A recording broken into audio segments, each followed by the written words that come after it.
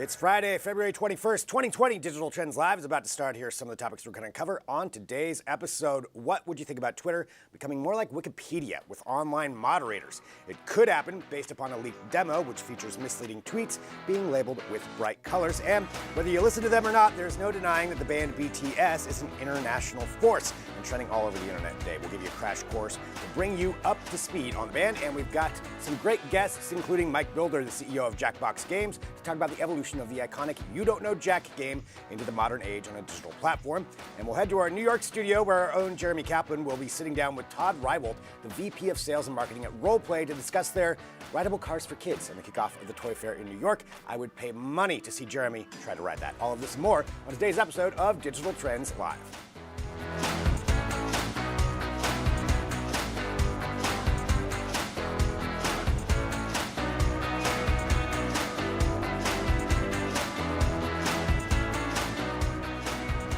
Well, hello, everyone. This is Digital Trends Live. Thanks for joining us wherever you are. We do appreciate it. We broadcast live here every weekday, 9 a.m. Pacific, noon Eastern, bringing you trending tech headlines, news, interviews, discussions, and so much more. All while broadcasting live across a number of different platforms. We're on Periscope, Twitter, Twitch, Facebook, YouTube, LinkedIn, Dailymotion, Apple News, 2 different mobile apps, a smart television app, and at digitaltrends.com/live. So wherever you're finding us, you can join in the conversations that we get to have, which are a lot. There's a lot that's going to be happening on today's episode. And let's get it started off with a bang right now. I'm Greg Nibbler here with Caleb Dennison. Hello, Caleb. Good morning, Greg. It is great to see you.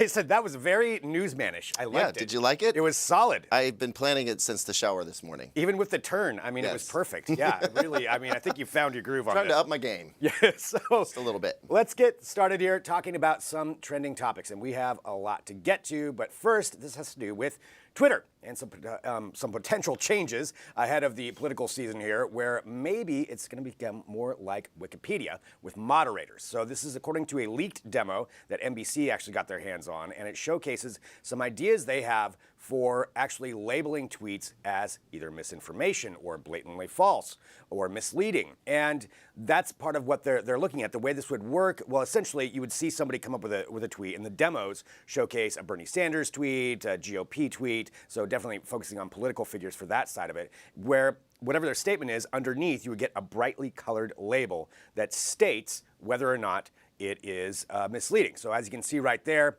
you can kind of showcase a little bit of that where this bright orange bar would come across saying, nope, this is false information, this is not based on any facts, and that would showcase that. And they have different ways that this would be applied to it. But what do you think about applying that to tweets? I love the spirit of the idea. Yeah.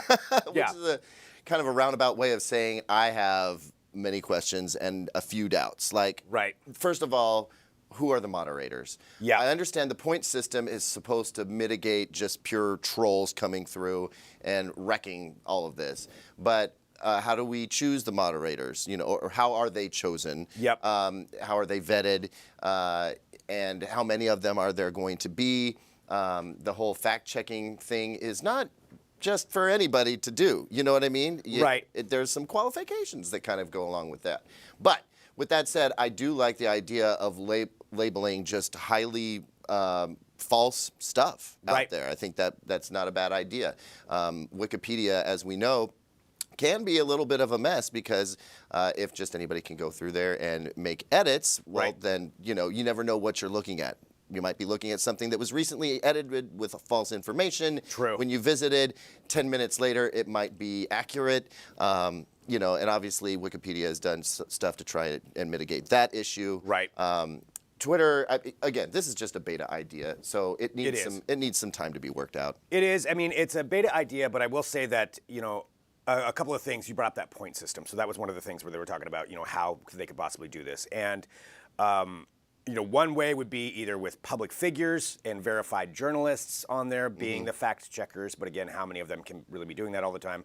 I suppose for really big political figures, that might be something that's getting a lot of attention, so that could be easily addressed. But yeah, going out to this community side of things, this point system, that's one possibility would be where you earn points in a community badge if you contribute in good faith and act like a good neighbor, was what the quote was. Wow. So they would be basically what you're doing is going to be checked then against what everybody else is doing. And if you're too far of an outlier, you know, if you're just flagging everything as this is false, right, it would try to keep the trolls at bay, like you said.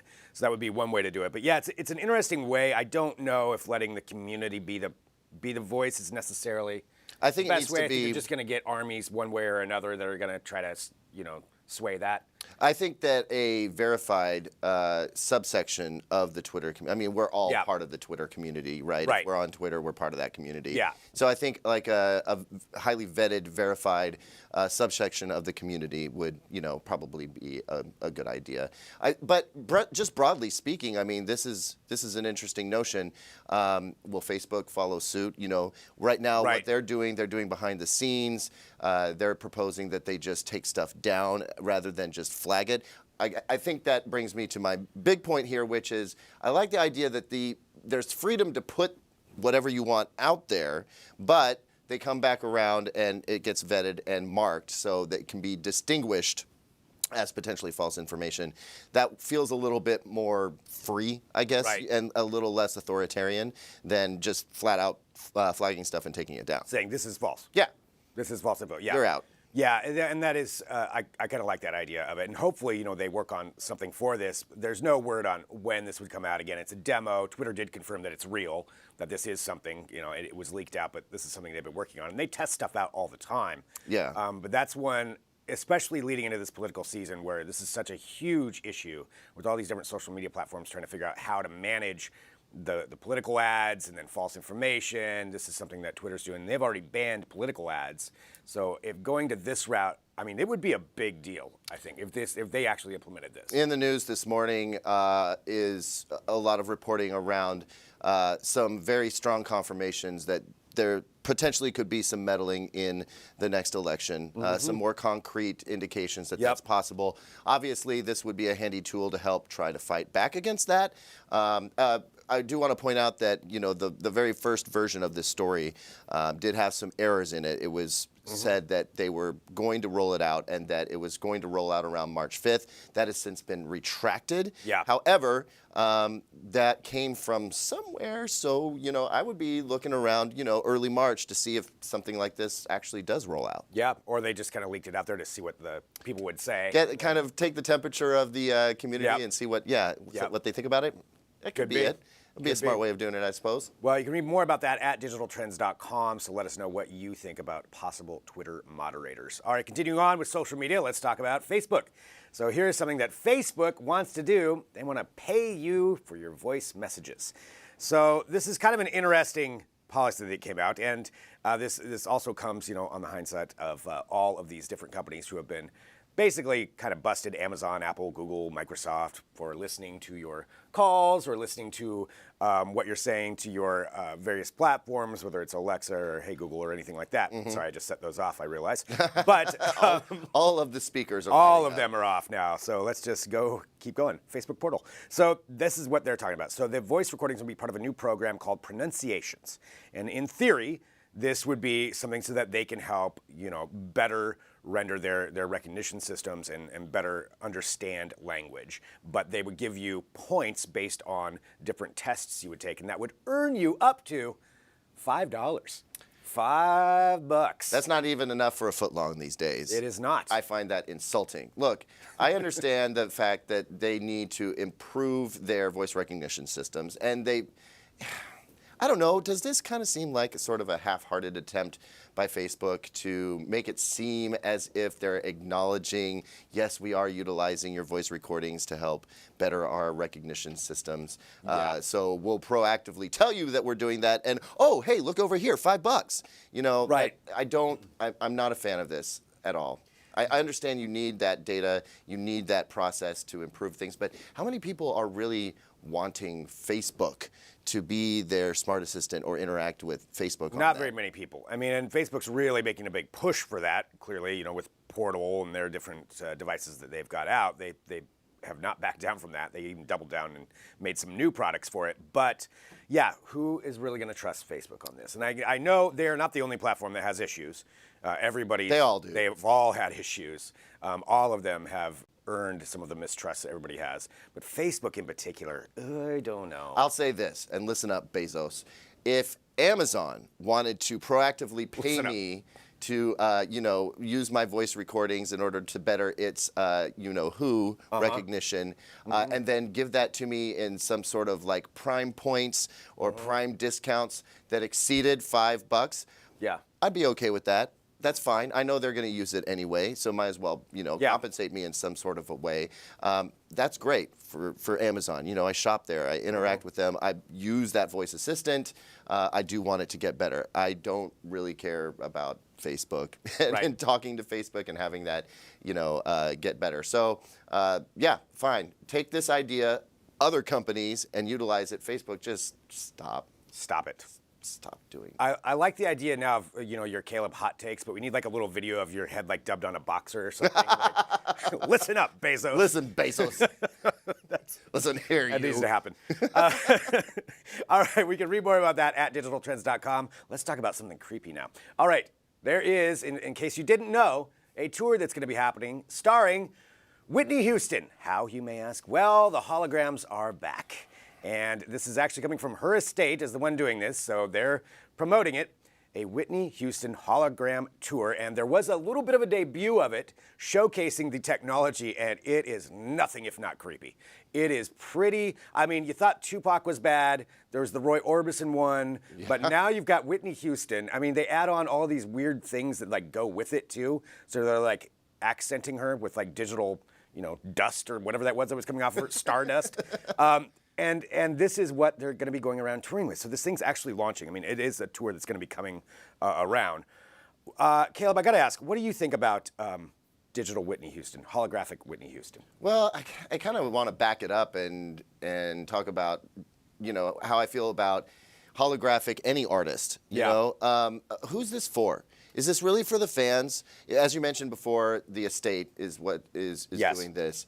Well, who's going to make that money? The Whitney Houston estate. Where's that money going? How's that money being used? Like, is this just a cash grab? A cash grab. Yeah. Yeah. So I don't think there's any charity involved in it. Yeah, exactly. It's not like, the homeless are getting a benefit from this, or we're feeding the children somewhere.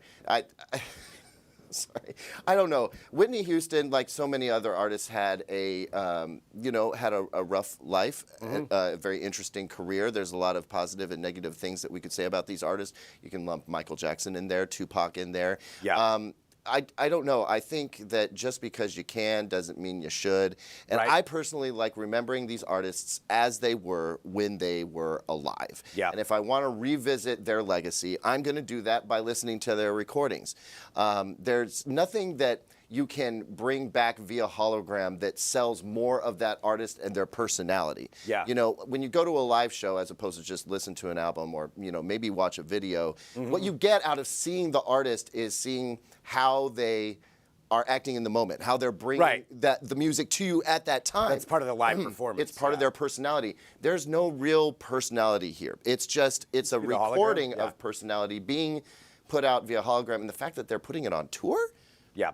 What? So it's going on tour, and it's part of something called An Evening with Whitney, the Whitney Houston Hologram Tour.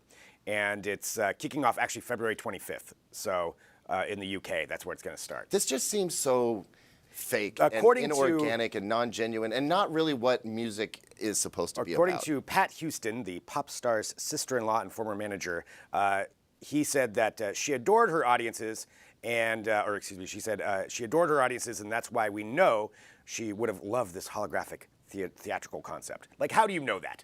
Did Whitney Houston say, if I die young, please put me out as a hologram? Also, is the hologram adoring this opportunity? I sound really snarky this morning, really disapproving, but there's just too much stupid in the news today. And I got to call it out. This hologram Whitney Houston thing, let's not. Okay. But it's going to happen. I can't stop it. And that's been Let's Not with Caleb Dennison. Let's just not. I'm interested to see what kind of attendance this digital hologram tour gets. All right. Well, there we go. We can read more about it at digitaltrends.com. Okay. There's something else we'd like to do here, and that is tell you what is trending online, and it is this. The K-pop band BTS is blowing up the internet right now with the release of their new album, Map of the Soul 7. And in case you don't know what BTS stands for, it's actually the Korean expression, excuse my pronunciation, Bangtan Sonyeondan, which literally means Bulletproof Boy Scouts. That's what it stands for. So to help you get familiar with them, in case you're not already, here are 5 collaborations with Western artists that you should check out. And number 1, The Best of Me with the Chainsmokers. So this was on BTS's Love Yourself, Her album. It was actually the first time they collaborated with an American artist. So Andrew Taggart of the Chainsmokers was a co-writer, and it gave it a very EDM feel, I would say, for that one. And continuing on, we've got number 2. So this is Idol featuring Nicki Minaj. This was also on the Love Yourself, Her album, although she isn't on the original version. This was a bonus digital download, but the video was huge. It actually briefly inspired an internet phenomenon called the Idol Challenge, where people tried to mimic the choreography of it. I did not try that challenge, but nonetheless, you can find it. All right, number 3. Change with RM and Wale. This is kind of an offshoot since it's just one member of BTS, but it still counts. And RM stands for Rap Monster, by the way. So he teamed up with Wale for this one after the two originally connected on Twitter. And coming up to number 4, and here it is right there. All right, Dream Glow with Charlie XCX. So this song was huge when it came out in 2017, but it's actually basically an advertisement. So it came out as part of the soundtrack for BTS World, which is essentially a mobile game featuring the band. I want a mobile game like that featuring me, but that's not gonna happen, I don't think. All right, and number 5, this is Boy with Love featuring Halsey. So this video actually broke 3 Guinness World Records when it came out. It received 74.6 million views in one day, which actually broke 3 different records. So most viewed YouTube video in 24 hours, most viewed YouTube music video in 24 hours, and most viewed K-pop video in 24 hours. So there you have it. Just a bit of a starter on BTS collaborations with Western artists. So the new album is out now and it includes a collaboration with Sia. Let us know what your favorite one is in the comments. And read more about it. Hey, I'm gonna let you in on a little secret. It's now time for the product of the day. And there we go. You need this product of the day. Let's take a look at what we got here right now. This is the Nespresso Inicia by DeLonghi. So if you're like me, you drink a lot of coffee. I drink a lot of coffee. I need something like this in my life, and that's why we want to showcase this for you. So this one in particular is pretty much, you can make a couple of different sizes of cups, and with just one touch, and you have the ideal water temperature reached in 25 seconds. So that's kind of the key thing. Basically what I'm saying is you can get your coffee fast. That's the key thing here. So you can make either 9 single serve cups based on the 24-ounce tank that you have at the back. So you can really load it up. You don't have to be constantly worrying about refilling it. You can just sit there and hit it up all day long. At least 9 cups worth. That's probably where I'm at right now. Then you've also got 2 different cup sizes. Like I was saying, you have the espresso 1.35 ounce and the lungo 5 ounce. So with just the touch of a button, you can have that made for you there. It's nice, it's portable, it looks good wherever you have it. You know, even if you hide it behind your desk when you're at work, that's what I do. And you can even see, there it is, look at that. I mean, it's just beautiful. And you can also, you know, of course, you can make yourself an iced coffee drink with this too. It actually is really, really cool. So it happens very quick. You can just pop your pod right in there, close it down, boom, welcome to Coffee Town. I just made that up right now. All right, so it is on sale right now for $121.57. You can click the link wherever you're at. So that's actually a really good savings. Totally worth it to have this at your desk. There's also the link bit.ly/Nespress. So go there now, take advantage of this savings, and this is our product of the day. All right, let's continue on here with Digital Trends Live, and I want to say thank you to everybody who's joining us, whatever platform you're on. Caleb, are you ready for our next segment here? You know I am. We're going to be taking a break, and we're going to come back with some Read 'em and Weep. And this is where we take a look at some of the comments that are trending online, and we address them directly to you. Caleb's going to go ahead and hand model that and take it away for us, but we'll take a break, come back here in just a minute with more Digital Trends Live.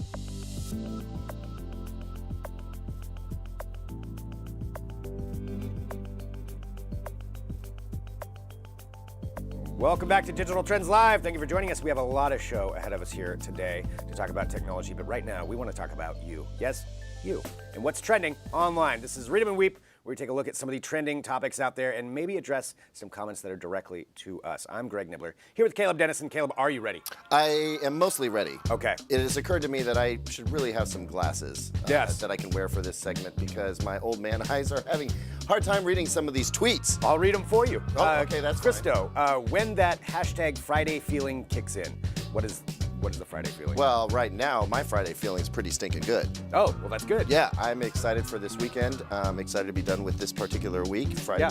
Yeah. We're with you, Christo, I think, unless you're having a really bad day. Oh, that's true. Oh, no. Oh, there we go. There's a little bit of the That's video. a good old Friday feeling. Yep. Is that what you're going to be doing this weekend? Probably. I can see you doing that. You doing some line dancing? Yeah, a little line dancing, maybe take a run to the dump, Big day. Big weekend. Big old weekend. Big for Caleb. weekend. Coincidentally enough, I'm also going to the dump. Now, are you really? I am. Maybe I'll see you there. They probably. We can dump together. That's what. Read 'em and weep. You never know what's going to happen here on this show. All right, continuing on. So, Christo, when that hashtag Friday feeling kicks in, thank you very much for that. We appreciate that comment. And again, taking a look at what some of the other trending comments are as we go through here today for Read 'em and Weep. And this is part of what we enjoy the most. All right, Christopher, regarding Twitter's new hide reply tool lets you publicly ignore comments. Love these fixes. The haters can hate. I just don't want to hear about it. Okay. Yeah, you can hide the replies, but to me, they're still there. They're still there. They're still there. And no matter what, if I hide them or not, I'm still going to go and look at them. You know they're there, and you're going to see them, and they're still going to make your day a little bit more difficult than it was before you saw them. Yeah. Unless you're just well-steeled against Twitter comments, in which case you love reading them and then replying to them and hating right back. Yeah. I don't know anybody who does that. No, not at all. No, I don't know anybody that does either. So the haters can hate. I just don't want to hear about it. I mean, I know you're not supposed to read the comments. Okay, this was a long one. I'm gonna take a look here just at a different monitor here so I can read this. Herman, I didn't even know you could fit this many words into it. Well, it's a new thing. You can. Here's more. Still waiting for the hologram TV. These have been available since 1970. Watch these holograms. So this is regarding why you should buy a new TV in 2020. Watch these holograms in the GE Research Center in Springfield all the way back then. Yes, they do have a hologram TV. The companies will not release them until they have sucked all the profits they can for the money they've spent on R&D. Just do not be surprised if one day in the near future they release these holograms at Ace's show. I've never said holograms so much in one episode of Digital Trends Live. Caleb, is this conspiracy theory true?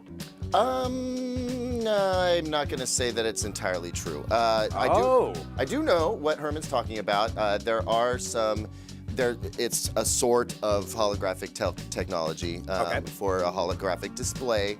Doesn't really exactly work as a TV. And the big problem is that the conditions around this display that help it work, just not very real life. Really? Look, I'll give Herman this. Yes, these TV companies are, they struggle every single year to come up with something new to put in the TV, to make it appealing, to make you want to buy it, to generate excitement around them. Some of them are really small iterative improvements, and some of them are genuinely revolutionary, like when HDR started coming to TVs. That was a big deal. Whereas 3D, they tried to shove it down our throats for years and years and years, and it just, nobody wanted it. And they kept trying to and eventually they gave up. Curved TVs, remember that was a thing? Right. They've given up on that pretty much as well. But no, you can't say that they're just doing this other stuff and holding out on the holographic TVs until they're going to make their money back. They're never going to make their money back on that kind of thing. They just toss their money away, trying to make something that looks cool at CES. Will it ever come into our homes? Maybe, but not anytime soon. Okay, well, you neither confirmed nor denied the conspiracy. That's right. You danced all the way around it. You that was bet. impressive. And I took a good long time doing it, too. Edged by Various. Regarding Samsung Galaxy Z Flip review 24 hours later to all the people about the price. Who pays the full price of a phone when you buy it? My family has always done a monthly payment on things like a car or a phone, so I'm new to the concept of paying $1,400 immediately for a phone. Well, you do pay full price when you do it in payments, just so you know. They're still getting their money. I guess you don't pay it like right up front. Well, I'll agree with you to a point, because if you decide not to hold on to it for the full term, you might trade that sucker in and get to the next best thing, at which point you're pretty much just renting your phone. You never really own it.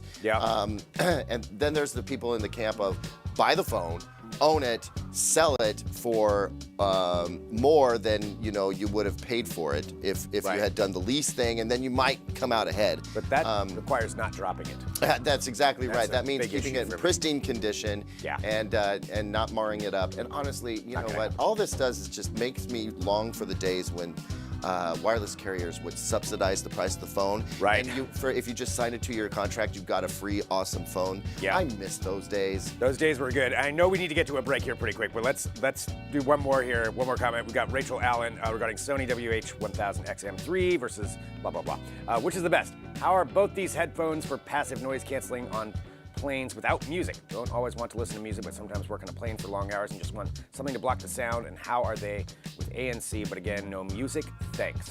I get what she's asking. So she's saying, like, you don't necessarily want to be listening to music or watching a movie when you're on a plane. You want that active noise canceling to just kind of take the whir of the engine out of the equation, maybe silence the baby or the people talking around you. The baby. And listen, they're both great. They're both fantastic. I would not recommend one over the other purely for noise canceling because they're so close. I will say that the Bose tend to remove more of the plane noise on their own than the Sony. But listen, you're going to be happy with either one of them. Well, there we go. There's the answer. And I know we need to get to a break. There's so much fun to be had here on this show. Caleb, as always, thank you. Thanks for having me. Sorry we ran a little bit long. Nope, it's okay. It's worth it because it's Friday. I want to get that video of you with Caleb's hot takes. I mean, it's got to happen. All right, coming up next, we've got so much to talk about, but up next we have Mike Builder from Jackbox Games, the CEO. Yes, that's the company that created You Don't Know Jack. We're going to talk about bringing that into the digital age, everything that they're doing. That's coming up next. Stick around back here in a minute with more Digital Trends Live.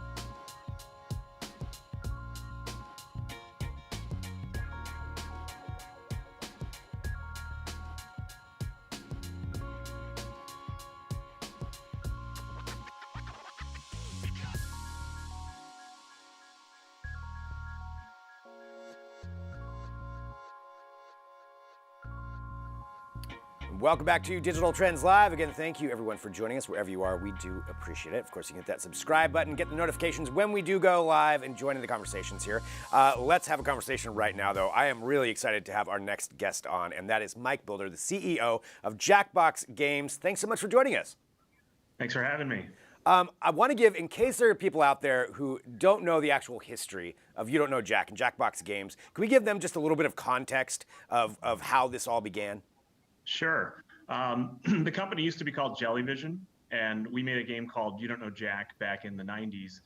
That was a successful CD-ROM game, and it worked quite well. There was a number of iterations of it into the early 2000s, and then ultimately the company got out of gaming. And I rejoined in 2008, and we subsequently renamed the company to Jackbox Games a little bit after that. And so, kind of bringing it back to that idea, the whole You Don't Know Jack and That's a Fact Jack and all those games that you had. So, getting back into the gaming side of things, what was it like, the process of bringing this back, and how exactly are you doing it? I mean, clearly we're past CD-ROMs at this point. So, how did you reinvent it for this new digital platform? Yeah, so we've made a few iterations of You Don't Know Jack on a couple of different platforms, consoles, PC, some set-top boxes. But in 2014, we shifted to a new mode of play, launching a game called Fibbage, where you use your mobile phone as a controller and allows for many more people to join and play. But it works under the same kind of party game and social experience that You Don't Know Jack is known for having a number of people in the room. And that launched subsequently the Jackbox Party Pack franchise, which we just recently launched version 6 of the Jackbox Party Pack in October of this last year. Which I've actually played it. I've got a friend who has the Party Pack, and it's a lot of fun. And that idea of just kind of collaborative, you're at a party and everybody kind of joins in the gaming side of it. Looking at it, with that kind of a game system in the marketplace, like, how do you position yourself in this day of so many different video games that are out there, so many different platforms that people are playing on? How do you differentiate yours? Yeah, we go after the niche of party games. We want to make social games. We want to make experiences that bring people together, that make them laugh. It's a bit of a niche in the marketplace. There's certainly lots of first-person shooters and kind of large adventure games and RPGs, and we stand out in that. Our core competency is bringing people together and making them laugh. So we want to make party games that can do that. And the technology that we've built helps to facilitate it, allows for many people to join in the room. You're not limited by the number of controllers you might have on a console, for instance. But it also extends to live broadcasting and to sharing the screen or sharing the game over Skype or over Twitch or other services, Facebook or YouTube Live, where you can join and anyone around the world can join your game and be a contestant. But beyond that, another 10,000 people can join as audience members and actually play along and meaningfully affect the game. Wow, yeah, that's an interesting way to bring it into that. I'm talking about the games itself. You mentioned it's the Party Pack. Can you talk about what some of the games are on there, just to give everybody an idea of what you can play and what these interactions are like? Sure. Well, over the course of the last 5 years or so, we've done a number of these games.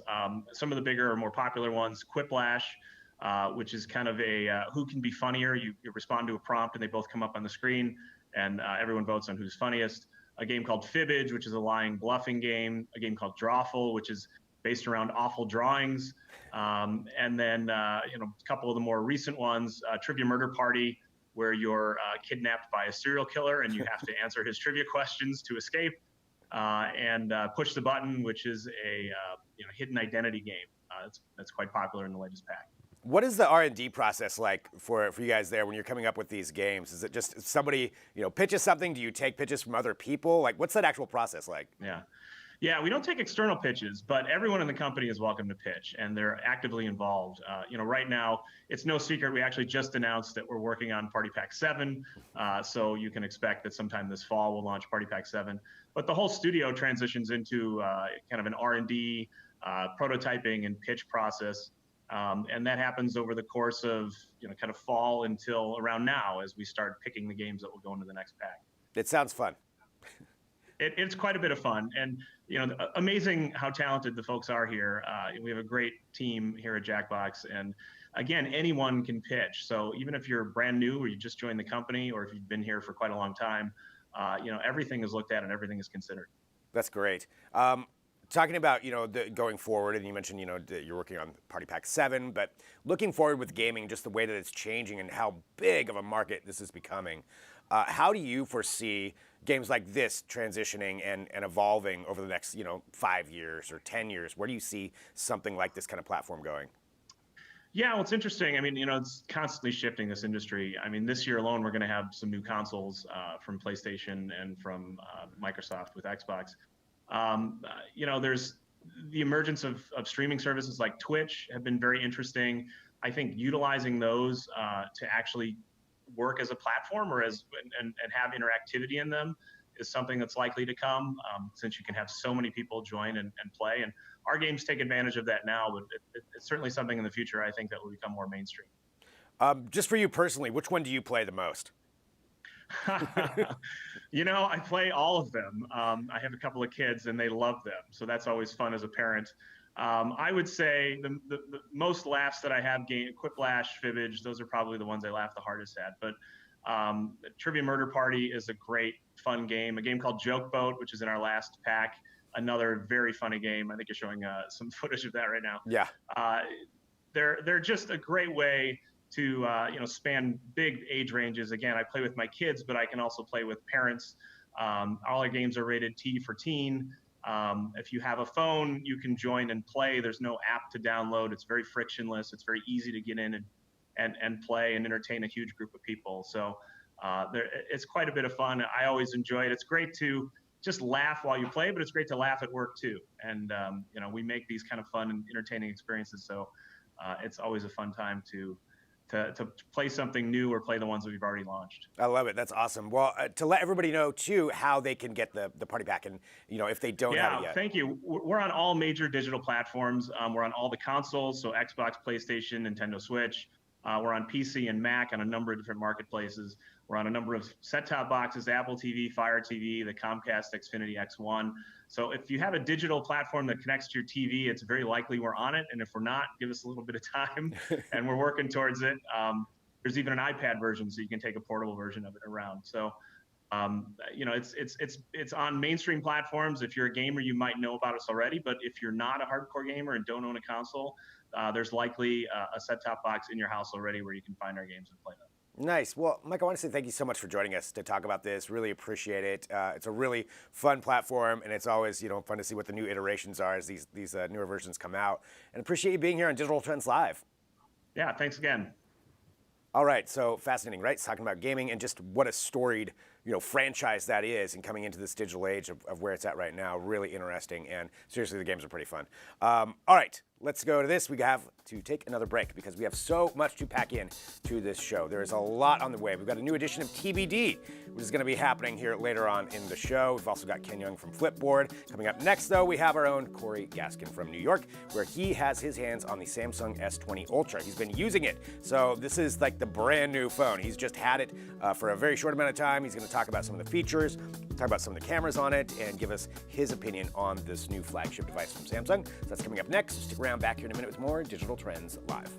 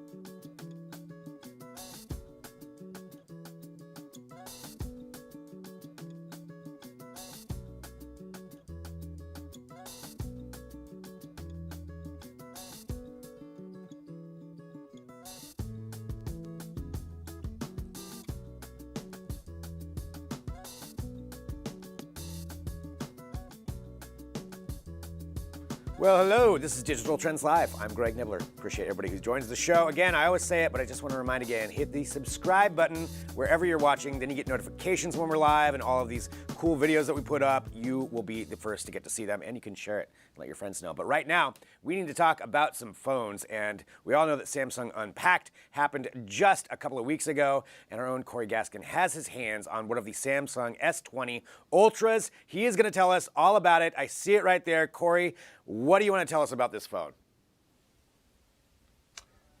Well, 24 hours in, and I mean, the first thing I did was just start taking pictures. I needed to see how that 108 megapixel camera and the 48 megapixel telephoto lens looked.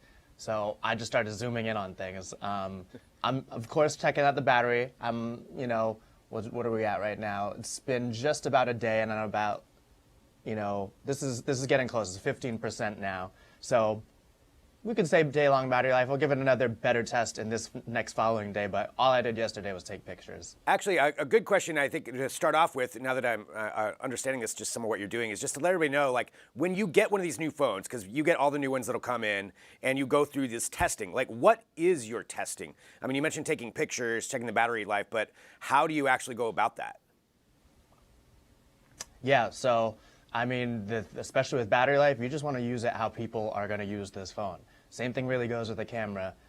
What are people going to be taking pictures of? What do they actually want to do and can do easily with their phones as soon as they pull them out of their pockets? So, you know, went to some touristy spots to try and look at the Statue of Liberty, Battery Park, you know, just cool looking things that people would want to take pictures of, and, you know, doing things that I would normally do. You know, I would consider myself a high user when it comes to battery and things like that. So, you know, in a normal day for me, if I can get through a full day of navigating, calling Ubers, you know, listening to music, getting to work, taking pictures, all of that, then it's a pretty representative day for most people. So that's a great way to test that out. Now let's going back to what you were talking about with the cameras.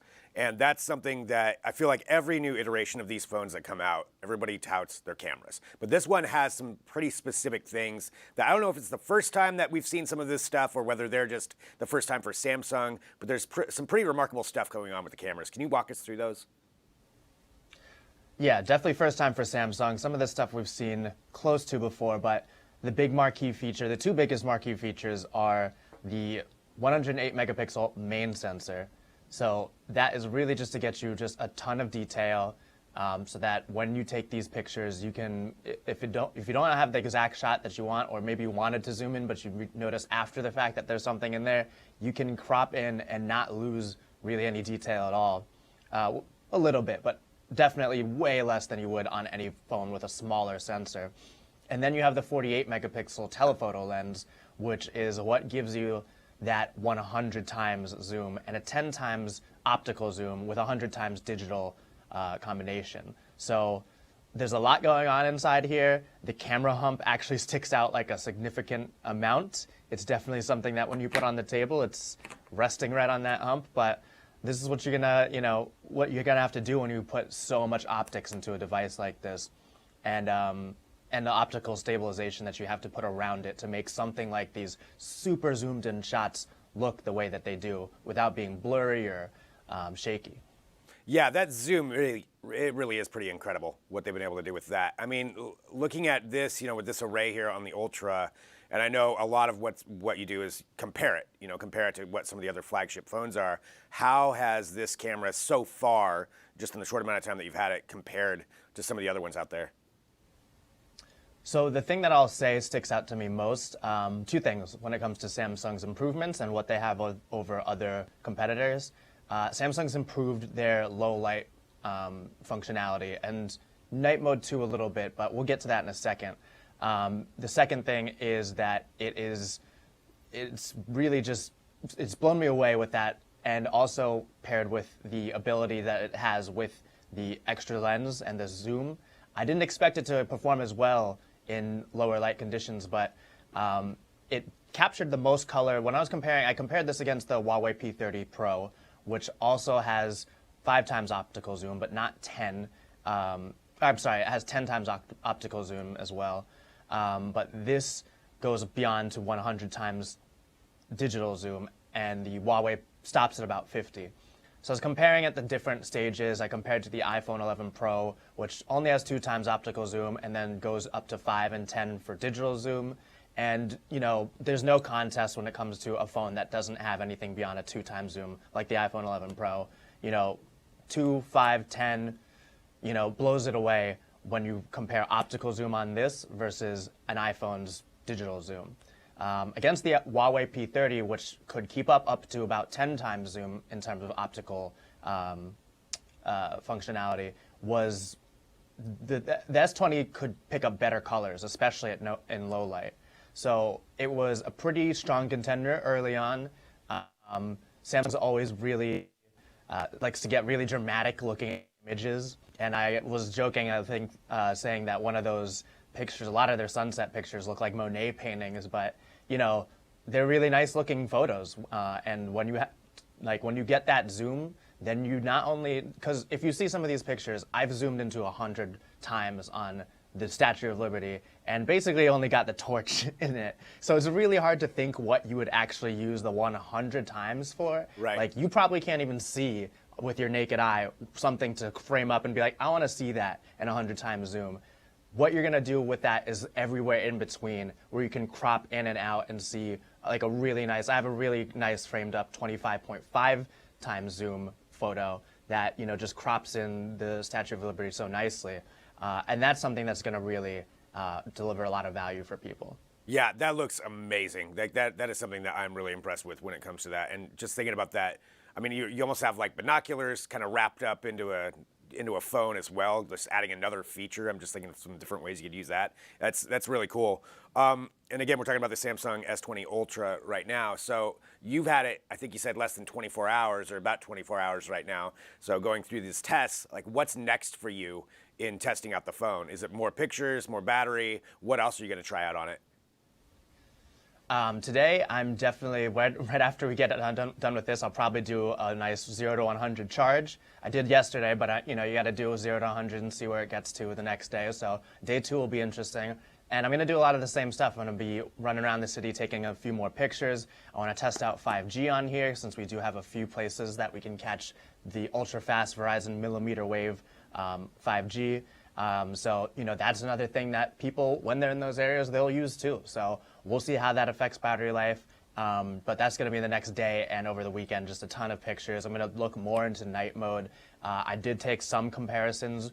And just off the top, Pixel 4 and Pixels in general have been really well known for their night sight capability. So I will say in my early comparisons, the Pixel 4 is definitely still doing much better work with night mode than the S20 Ultras and then the S20 Ultra or any of the S20s that I've touched so far.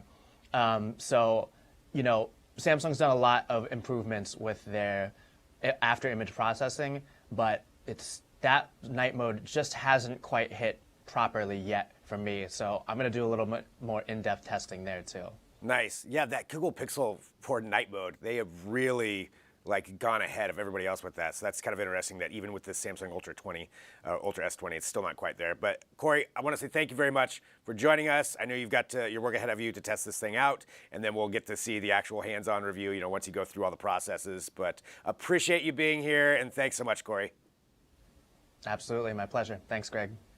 All right, so there we go, the Samsung S20 Ultra, and Corey will be testing all of that out. It sounds like a pretty fun job, to be honest, but that's still pretty cool. So there we go, we've got that, and we've got more coming up here on the show, and I want to say thank you to everybody who's joining us. So up next, we've got Trevor Martin, the co-founder and CEO of Mammoth Biosciences, and we're going to talk about CRISPR products. Yes, CRISPR is going mainstream. What can you do with it? What does it mean for the future of even combating things like the coronavirus? We're going to talk about that and more, so stick around. Back here in a minute with more Digital Trends Live.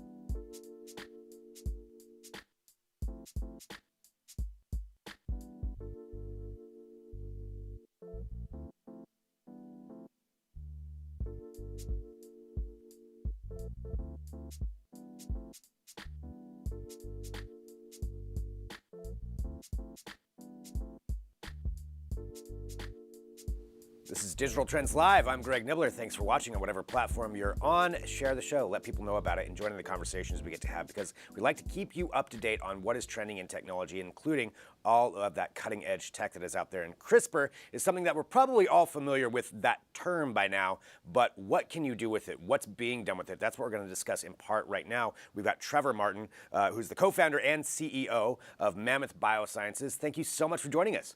Yeah, thanks for having me. I'm excited to talk about what you're doing with CRISPR, but I always like to ask people, especially if they're in this field, like if you're at a family event or you go talk to somebody and you tell them what you do and they ask, what's CRISPR? What is your like quick definition that you give them?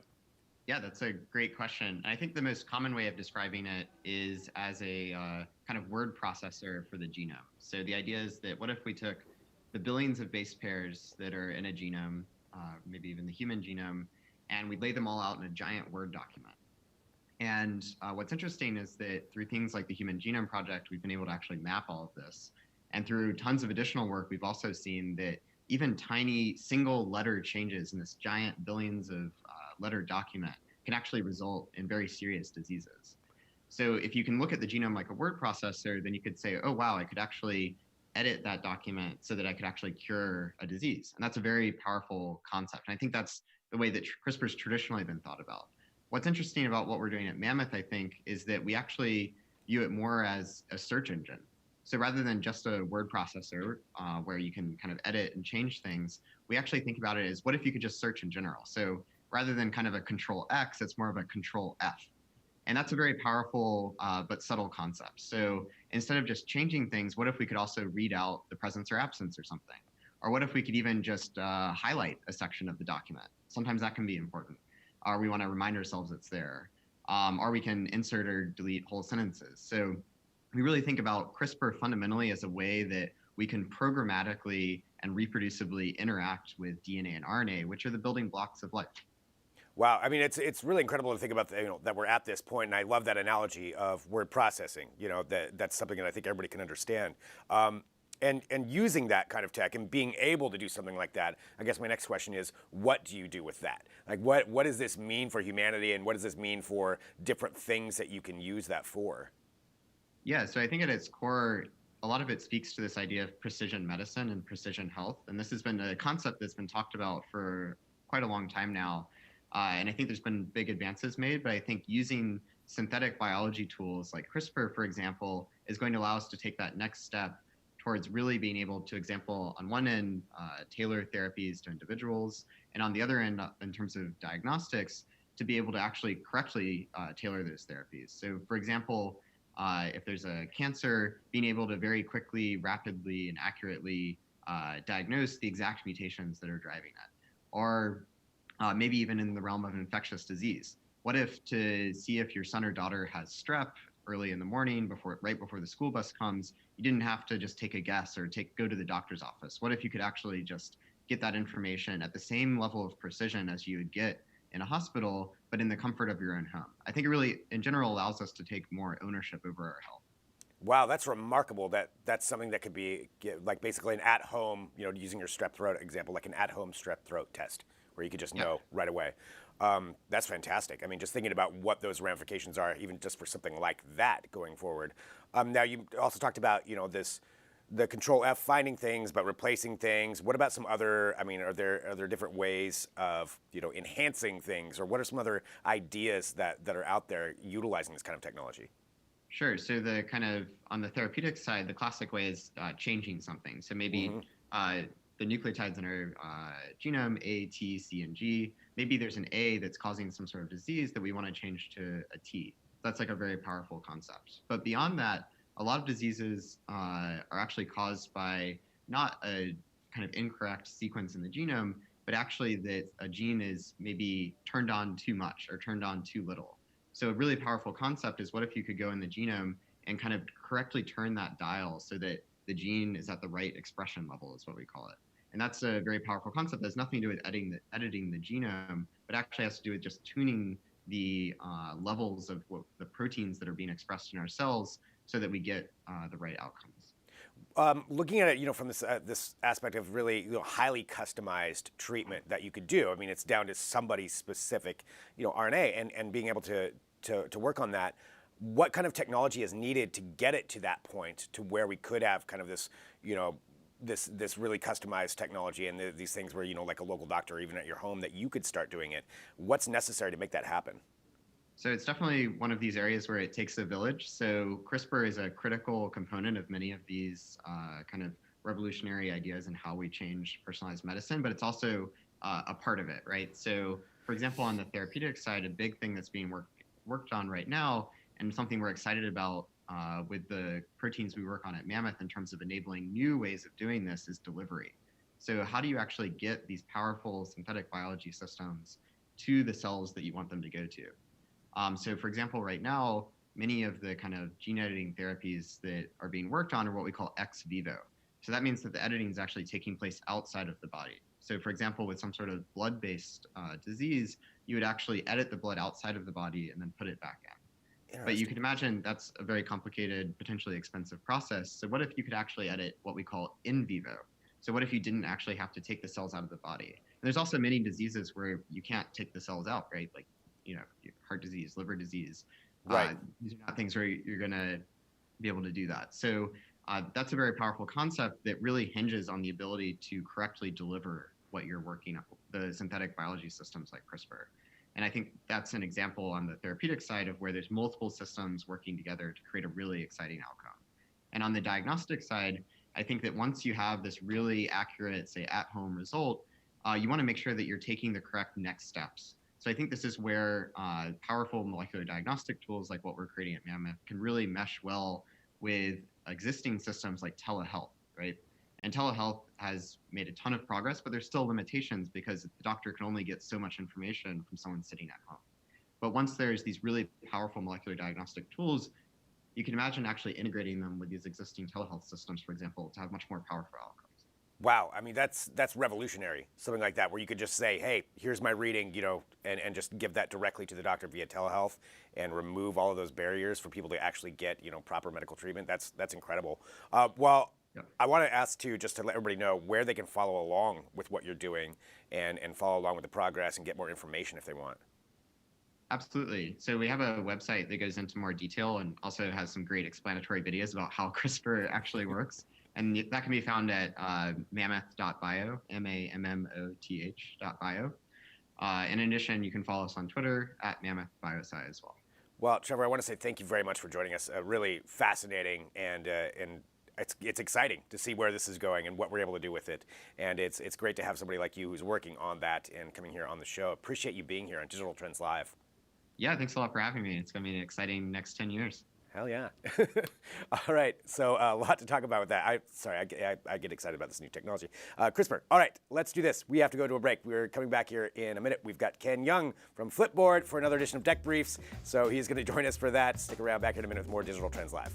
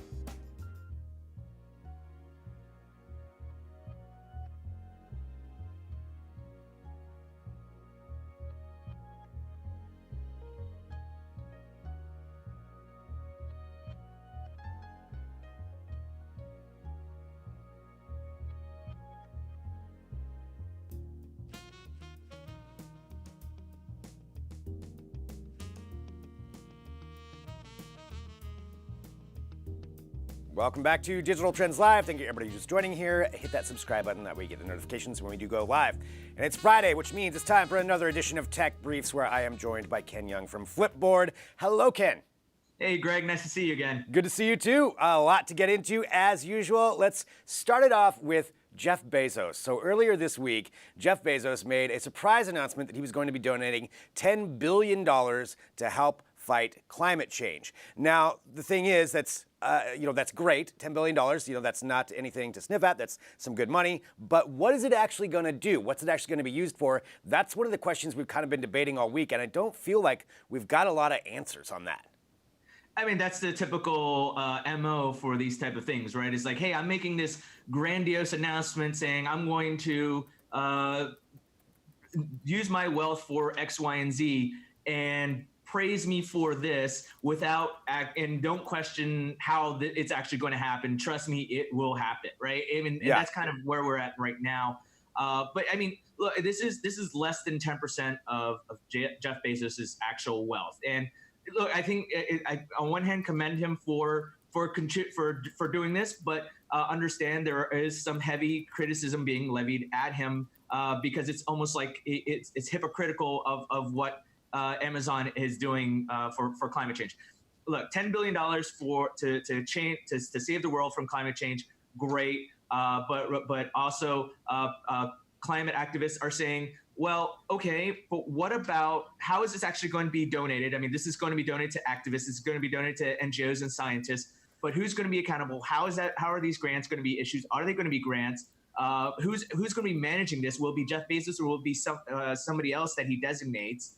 These are questions that Recode has asked immediately following the announcement. But then you also wonder, like, look, Amazon itself is doing business with oil and gas companies providing their machine learning and the cloud service. And Amazon has been, their carbon footprint, I believe in 2018, was over 44 million metric tons. And you look at a report in the New York Times that how much their packaging is contributing to the environmental crisis as well. I mean, there's like over 11 million packages that were delivered to New York City alone in 1 year, according to New York Times. So, I mean, you imagine just for one single thing, like I might get an SD card from Amazon and get this giant cardboard box that I'm like, what am I going to use this for again, right? Right. So there's some concern from people, rightly so, in terms of how this is actually going to play out. What is Amazon actually going to do? But I think, look, this is something that Amazon has, that Jeff Bezos is putting forward. He did sign the climate pledge last year, although he announced that immediately right before employees were going to protest. And employees themselves are saying, look, Amazon, great, but also hypocritical. You have an external communications policy that threatened to fire us for speaking out about climate change. So that's who goes? I don't know who's winning out on this. Right, and there's even the Amazon group, that Amazon Employees for Climate Justice. They've got a Twitter account, and even they're saying like, okay, cool, but that doesn't really change anything that we're doing here with Amazon. So it's like you're playing both sides of the coin,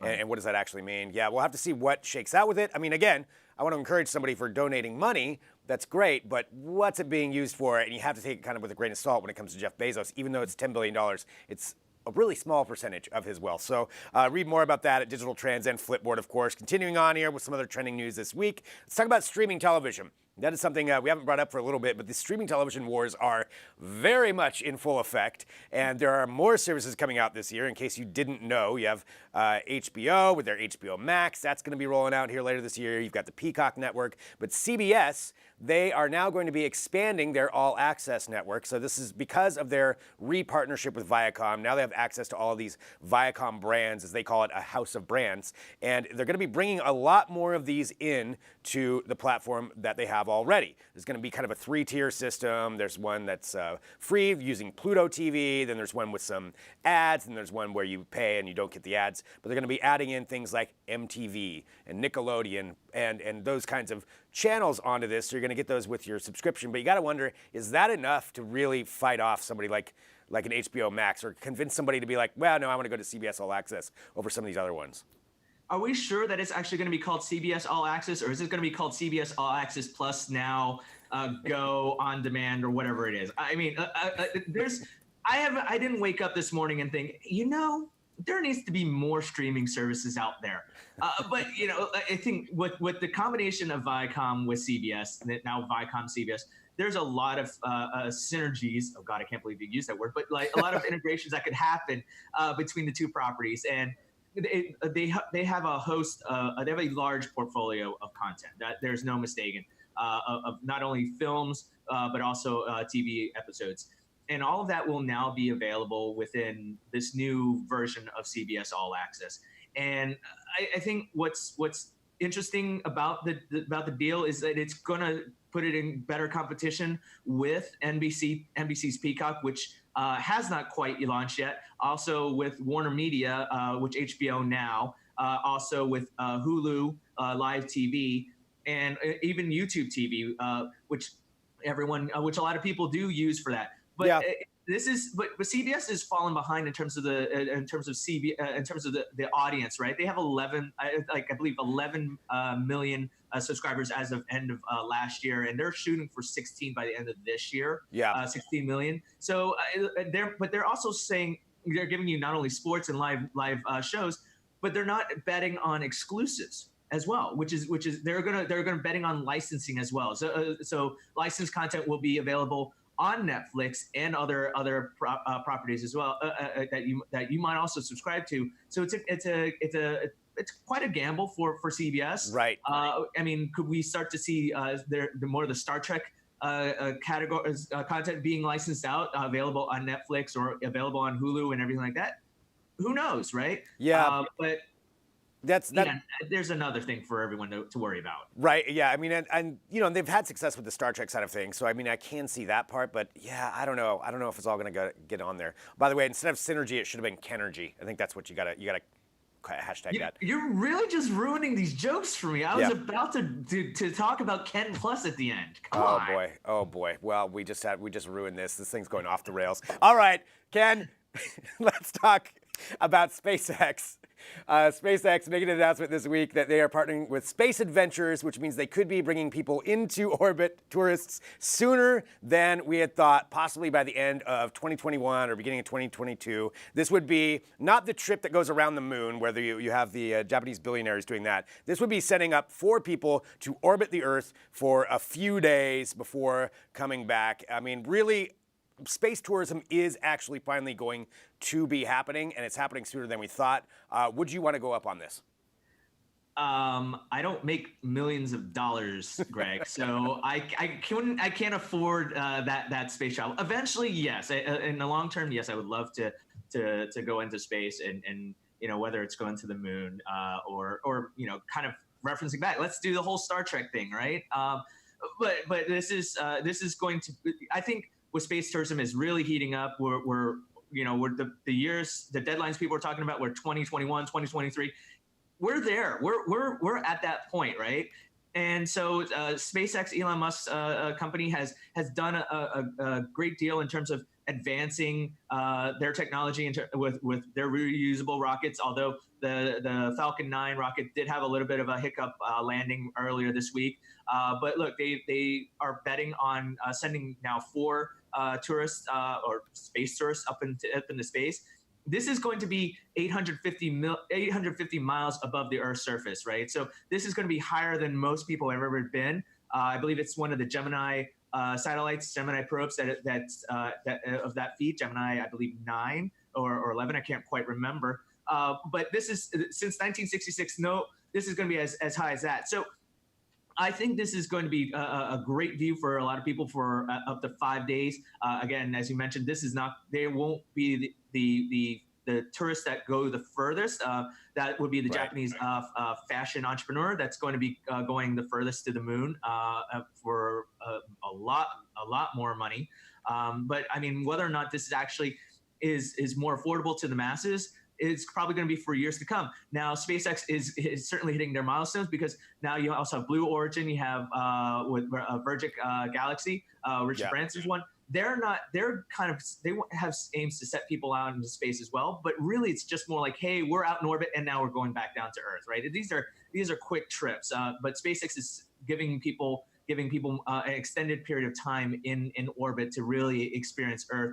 in its majestic glory, because it's going from a higher view. Because with this higher view, you're actually going to be able to see more of the world. Yeah, I mean, a few days up, that is definitely a big difference between just going up, getting 2 seconds of weightlessness, and then you're back down. Well, Yeah. I know we're out of time. Ken, thank you. You said you had a plug. Do you want to plug your new service?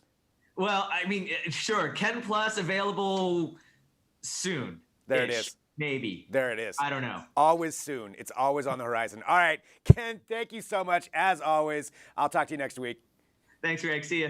All right, there we go. Tech Briefs. Don't forget to subscribe to the podcast as well, wherever you get podcasts. Make sure you get that. I know I need to get to a break because we have something coming up next. We're going to our New York studio where we've got Todd Reibold, who's going to be standing by. Take a look at that. That is our New York studio, by the way. That's our New York office right there. That is what we're looking at. I think that's Jeremy Kaplan right there in that. Oh, the kid's name is, okay, I'm sorry, that's Mr. Kaufman. I apologize. I wasn't unaware. That is Mr. Kaufman right there in the car, showcasing that. That's coming up next. We're going live to there after this break. Stick around, back here in a minute with more Digital Trends Live.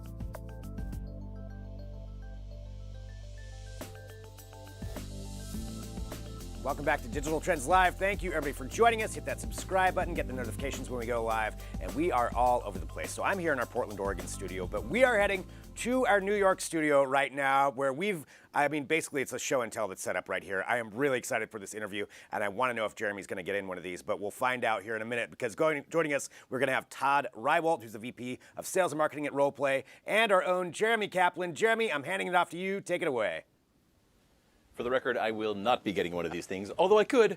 I just feel like I'm a little bit too big. Like physically, not old-wise, not age-wise. I'm definitely willing and eager to get in. I just feel like I'm a little bit big.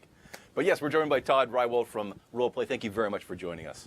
Thank you for having me, Jeremy. Very excited to be here, talk to you about Rollplay. And you're here, of course, because New York Toy Fair starts tomorrow. Yes, we're here for Toy Fair. We'll be meeting with a lot of customers, meeting with the media, talking about all of our great toys. Is it a trade show, or are there a lot of kids there? Well, it's a trade show, but you will have kid influencers walking around the floor, too, who get really excited about our stuff. It's hard to imagine a toy show without a lot of kids pulling around. Yeah. So you guys make some of the coolest toy cars we've ever seen. The details in this thing are preposterous. I mean, I was looking at one before and I thought, I wonder if the doors open. Not only the doors open, the door handles work.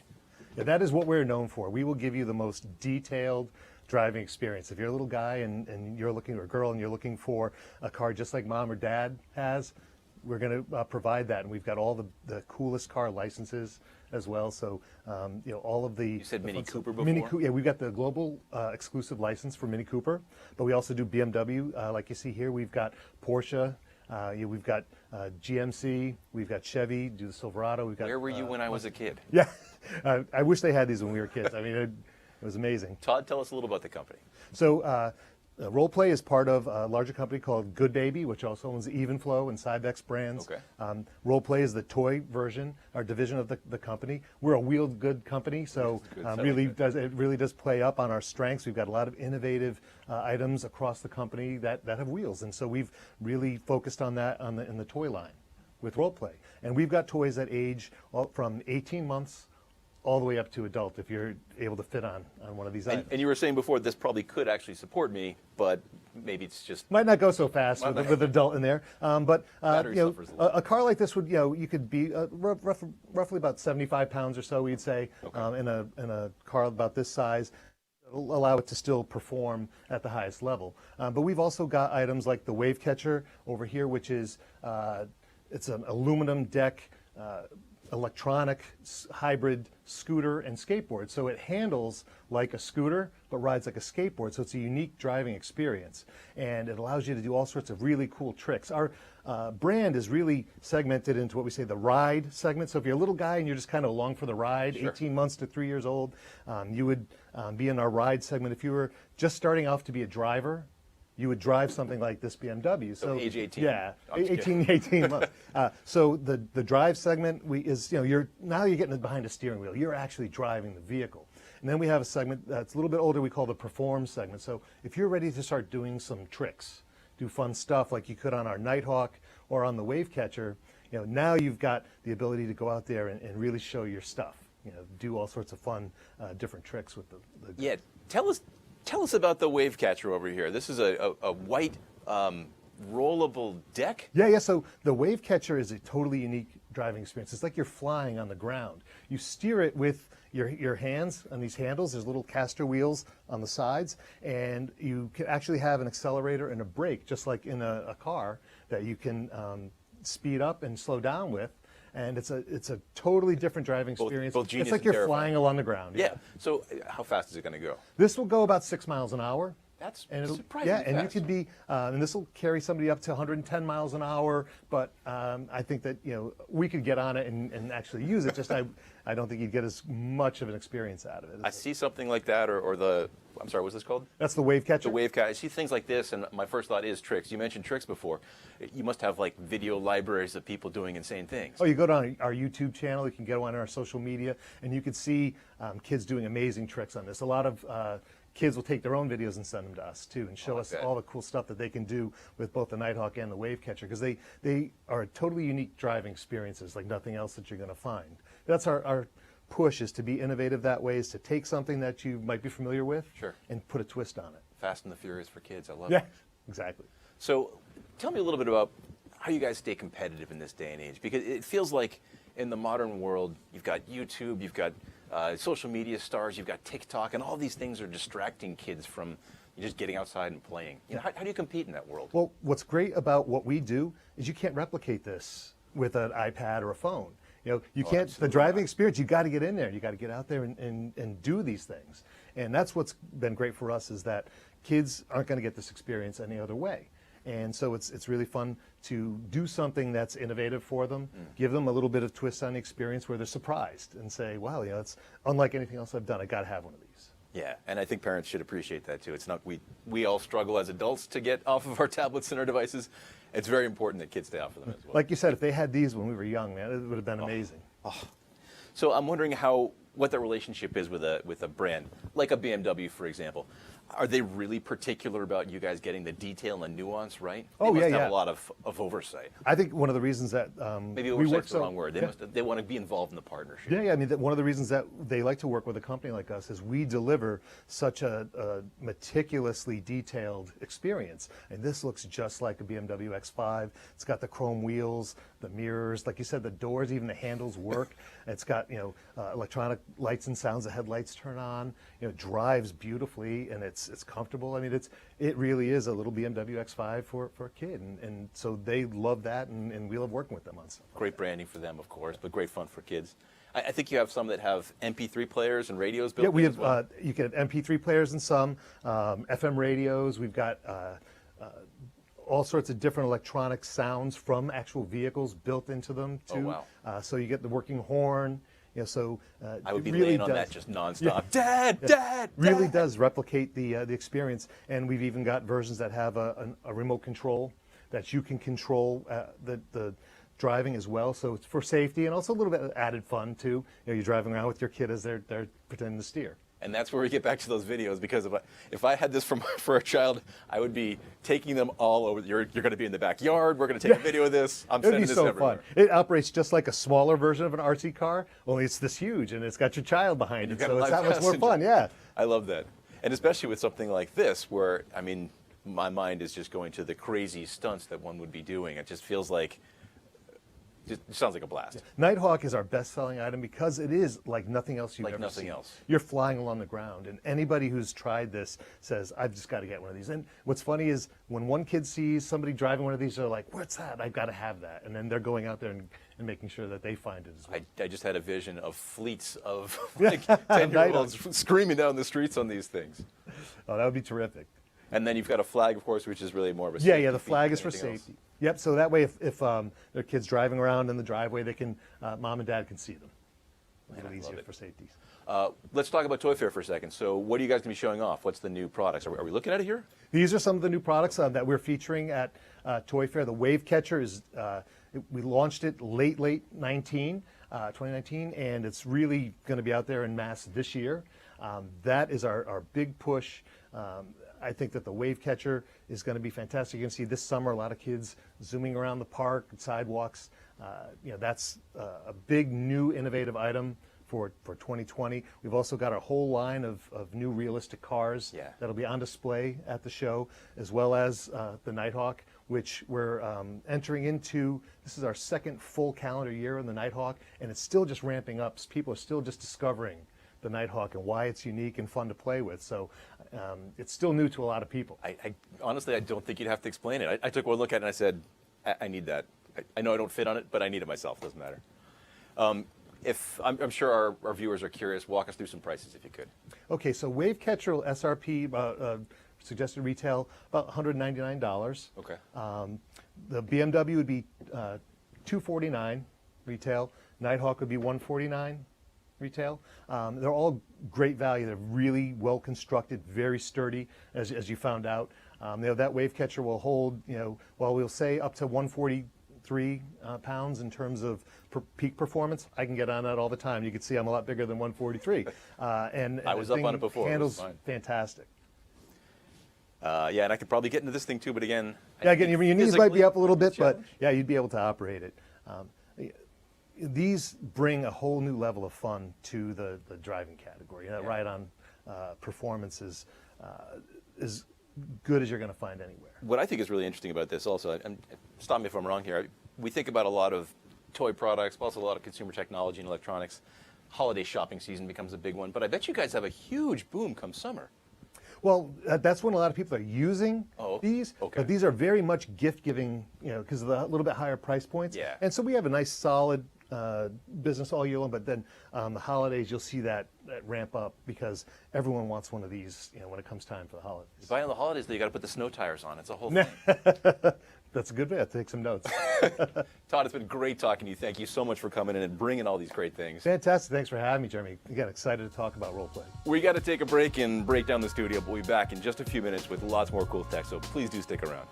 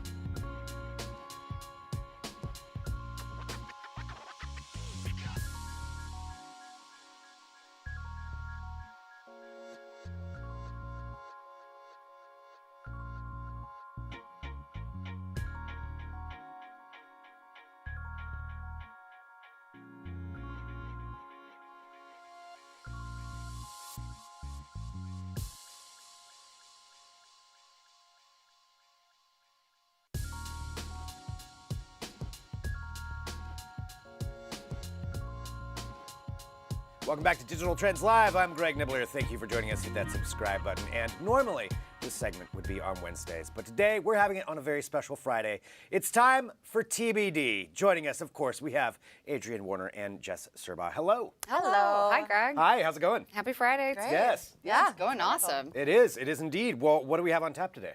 Well, so today we have a very awesome episode. As every week we like to discuss tech and popular culture. That's the purpose of TBD. And this week's episode is called Total Body Destruction.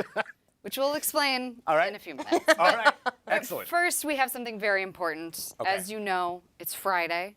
That means even more brunch. Yeah. Even more brunch than usual. More brunchy. Yeah. And we have a really special guest with us today. We have our own Sam Slaughter from The Manual, who has made us some special cocktails that we will get to enjoy. Excellent. So Sam Slaughter, of course, being from The Manual and themanual.com, the brother site to Digital Trends. Let's go ahead and bring him in here. So he's going to join us. Hello. Join us for this Welcome. episode. Come on in. Would you like a Thank you so cocktail? much. Appreciate it. Would you like a cocktail? I would love a cocktail. Thank you. Why, Sam Slaughter, thank you very much. Sam seen on right Digital in the camera Trends there? Live. Yeah, come on I mean, in. I figured that's the only way that you could do it. So what is this cocktail that we have here? Tell us about it. So this is from my cocktail book, Are You Afraid of the Dark Rum and Other Cocktails for 90s Kids? And it is my version of Sunny Delight because I grew up watching that commercial of opening the fridge every time, and I was never allowed to drink it, so I made it myself. I like it. So it's got vodka, tangerine, pear, and peach. Ooh. Well, you guys. Yeah, let's Vodka, enjoy it. Cheers. tangerine, I hope you pear, made. and peach. I hope you Cheers. made one of these for yourself. It's in the back. Okay, Excellent. good. I wasn't going to make cocktails for other people and not one that's for good. myself. It's delicious. That's very Oh, damn, refreshing. that's dangerous. That is dangerous. I want this on a beach. Yes, exactly. And this is in your book. It is in my book. So people can pick up that book and make it just like that video of Sam making it. That could be you at home. That could be, as long as you have a flamingo shirt. That's true. That is. is. Look at that. It's really the final That's some solid ingredient shaking of right this there. cocktail. Well, Sam, thank you very much. Thank and, you. Appreciate you making these fine beverages for us here on this wonderful day. Check back in with you in a little while, see how that's going. Yeah, It's exactly. going well, I'm We'll sure. have to After see. we've ordered 30 copies of this book. Yeah. Because we definitely need to make Available more. on Amazon. Awesome. Thank you, Sam. See you guys later. All right, so total body destruction. What are we talking about with that? Okay, so SpaceX this week had a big announcement, as you are aware. So they're partnering up with a company called Space Adventures to bring normal people, or rather people with enough money, up to space.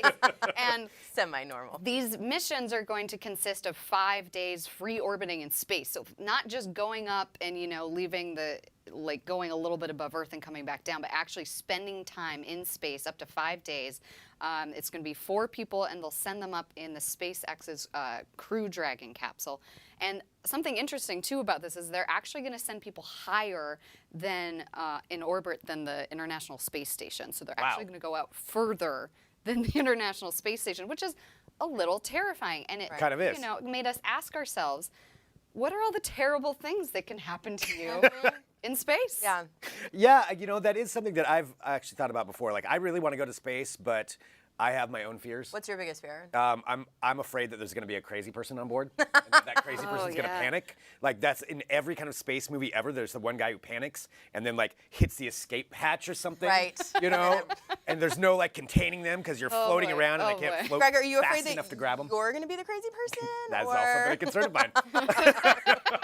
Greg is unhinged in space. I will be so worried about everybody else that I turn into the crazy person. Right. That's possible too. Well, so my biggest fear is to accidentally be released into space. Oh God. That's mine but too. mostly if I'm in a suit, because Yes. basically you're just floating away from everything you've ever known. Oh, yeah. And you know that you're going to your imminent death. There's Yeah, no there's no coming back recovering. from There's no that. coming back. And you I just mean- watch it go away, and you watch your oxygen. Oh, dip. nightmare. That Exactly. is my nightmare. Yeah, the tether breaking. The tether breaks. Yeah. Snapping. Because Exactly. I assume that if you're exposed to space, it's a relatively quick death. Right. So basically, what if you got released Yeah. without? Without- This is our major See, question. and this is what I worry about with the crazy person just opening the escape hatch. Yeah. Yeah, what So happens what to the happens body? to your body in space, I right? assume you just freeze. Do you want me to tell you? Total Do you wanna body find out? destruction.